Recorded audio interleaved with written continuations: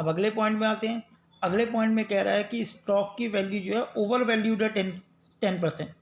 तो over valued का मतलब कितना हो गया, 22,000 कह रहा है, तो माना उसकी वैल्यू एक्स है और 10% ओवर वैल्यूड का मतलब 110% ले ली हमने। ये मतलब बना 110/100 इक्वल टू कितनी है, इक्वल टू वो 22,000 है। तो इसको अगर हम कैलकुलेट करेंगे एक्स की वैल्यू तो इजिकल टू क्या आ जाएगा 22,000 और ये मल्टीप्लाई बाय 100 डिवाइड बाय 110। अब इसे कैलकुलेट करेंगे टोटल तो ये 20,000 आएगा। तो मतलब वैल्यू 20,000 थी और हमने 22,000 ले ली, ज़्यादा ले ली।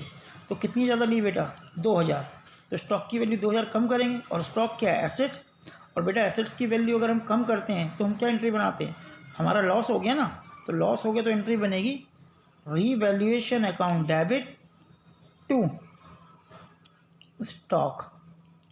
ठीक है, कितनी वैल्यू जो बोली हुई है 2,000 2,000। अगले पॉइंट पे आते हैं। Next, market value of computer 25,000 है, बुक वैल्यू कितनी है 20,000।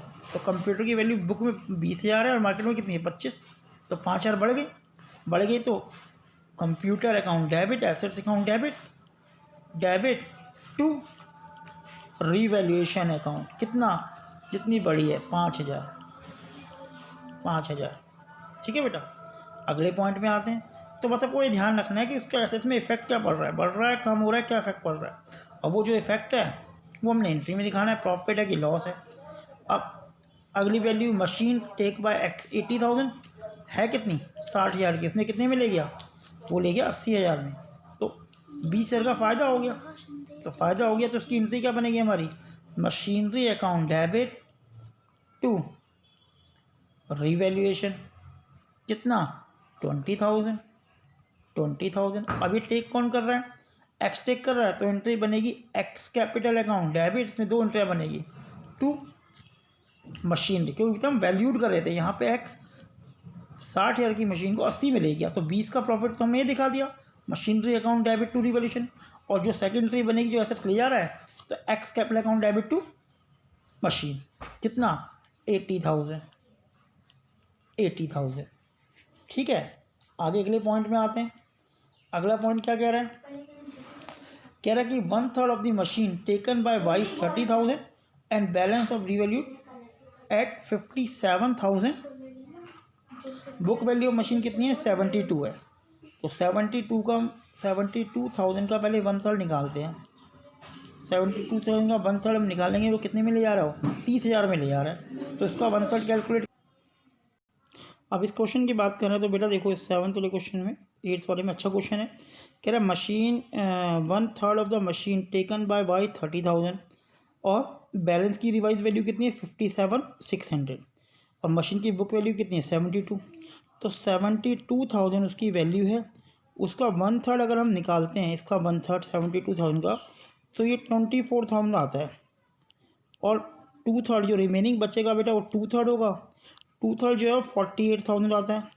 अब ये 1/3 जो है वाई टेक ऑफ कर रहा है 30,000 में, तो इसका मतलब 6,000 का फर्म को प्रॉफिट हो गया, ये प्रॉफिट हो गया। यहाँ देखते हैं रिमेनिंग जो 48,000 है उसकी वैल्यू कितनी है 57,600। उसकी वैल्यू हमने 57,600 कैलकुलेट करी, तो 9,600 का प्रॉफिट यहाँ हो गया, तो यहाँ भी वैल्यू ज़्यादा हुई। तो इन दोनों को जोड़ते हैं तो 15,600 का प्रॉफिट आता है मशीन की वैल्यू पे। तो ये प्रॉफिट बढ़ गया। अगर बढ़ गया तो हमारी एंट्री बनेगी machinery account debit to revaluation. कितना अमाउंट बेटा, ये 15,300, क्योंकि दोनों का प्रॉफिट हमने 15,600 एसेट्स की वैल्यू बढ़ गई, तो machinery account debit to revaluation. अब जो वाई ने टेक ऑफ किया है उसकी एंट्री बनेगी, तो एंट्री बनेगी Y's capital account debit to machinery जो टेक ऑफ कर रहा है, क्योंकि रीवैल्यूड के साथ वाई टेक ऑफ भी कर रहा है, तो हम रीवैल्यूड भी कर रहे हैं और कुछ पार्ट बेच भी रहे हैं। 30,000, तो इस केस में दो एंट्री बन जाएगी। ठीक है, अगर यहाँ पे इसको लॉस हो रहा होता और ये प्रॉफिट, तो माइनस करके प्रॉफिट दिखा देते हैं नेट इफेक्ट हम, तो ये इसकी एंट्री बन गई। अब अगले पॉइंट की बात करते हैं, 9th वाले पॉइंट की। Out of the amount of insurance premium which is debit to profit eight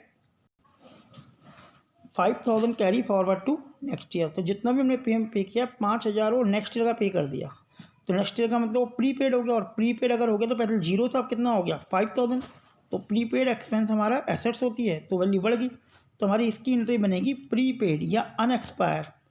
prepaid insurance account debit, insurance premium account debit to revaluation account.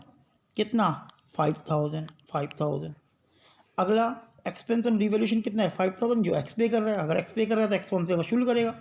Firm के लिए क्या है? खर्चा। खर्चा है तो डेबिट होगा। Revaluation account debit to X capital 5000। ये एंट्री इसकी ये बन जाएगी।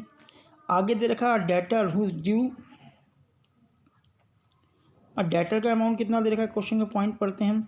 तो लिखा है debtor whose 14,000 were write off bad debt last year paid 10,000 in full settlement. कि बैड डेट था लास्ट ईयर, अब उसने 10,000 दे दिया। अगर दिया तो पहली एंट्री क्या बनी?